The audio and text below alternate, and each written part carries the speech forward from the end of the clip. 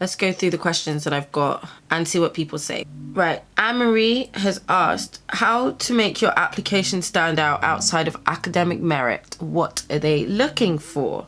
That's a great question. So what I'm finding, because I'm going through this whole pupilage process, and first step I'm going to tell you is the Pupilage Podcast. It's on Spotify, it's on, I think, Apple Music, it's on SoundCloud, it's everywhere. Just the Pupilage Podcast. It is fantastic. I cannot recommend it enough, and it will go through everything you need to have in those applications. I've been going from that. I've also been using books, but my main resources right now are the Pupilage Podcast. There's a website as well called Pupilage and How to Get It.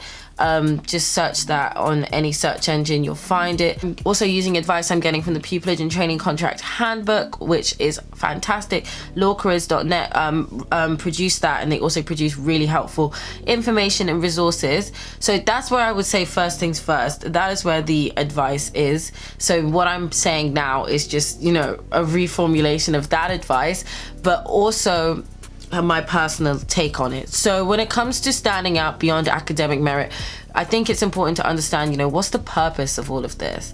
And the way I'm interpreting this is that the academic merit side of it exemplifies that, you've got the intellectual ability. It's kind of like I was mentioning before when it came to non-Russell group and having to really make sure that you are not being disadvantaged and you are presenting yourself and what you can do in the best light.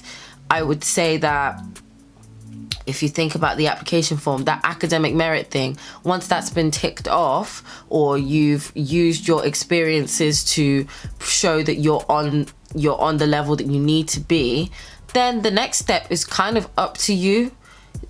Every chambers is going to ask you round about the same sorts of things, and you're going to need to tackle and angle it differently depending on the chambers. So certain chambers will make it clear that what they're looking for is extensive mooting experience, extensive pro bono volunteering experience. So you'll stand out by having the most to say about those kinds of experiences. Does that make sense?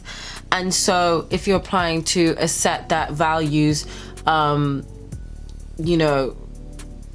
pro bono work, you're gonna want to have shown that you've been doing a lot of pro bono work and that you've gotten something really good out of it. That's what I keep getting out of all of this advice that I'm seeking and feedback I'm getting, is that what's important to really nail down is the why have you picked this experience? What have you learned from this experience?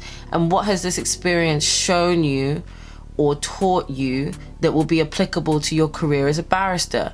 So a lot of this process I'm feeling and I'm realizing is that I'm demonstrating a really sort of intimate knowledge of the profession and what's required of a barrister, and an understanding of, if they say, why do you want to be a good barrister? You know what a barrister does so that you can explain. Now, the next question to that is, where do you know what barristers do? How do you find out all this information about the profession? Mini pupilages, one, and the main one, and you should be getting those. You can go to court. You can just sit and watch barristers in court. It's free. You don't need to apply to do it. You might be able to even go up and speak to them in the wild and see how they are. But also remember that they're a professional, they're working, so they might not be in that mindset. But, spending that time, you can find out all these things, because once you know what the life of a barrister is like, it is that much easier to make yourself stand out, because you can think of all those creative things and all of those things in your background and your experiences that can really make someone sit up and understand that, this person actually has it, and they know what they need to do. They know how they're going to apply this skill. They know how the skill is going to be relevant, and they've proven that to me. That should be your aim. That's certainly my aim. That's how I'm going about this process and sending off my applications, and then hopefully it's going to work out for me. So I hope that answers your question.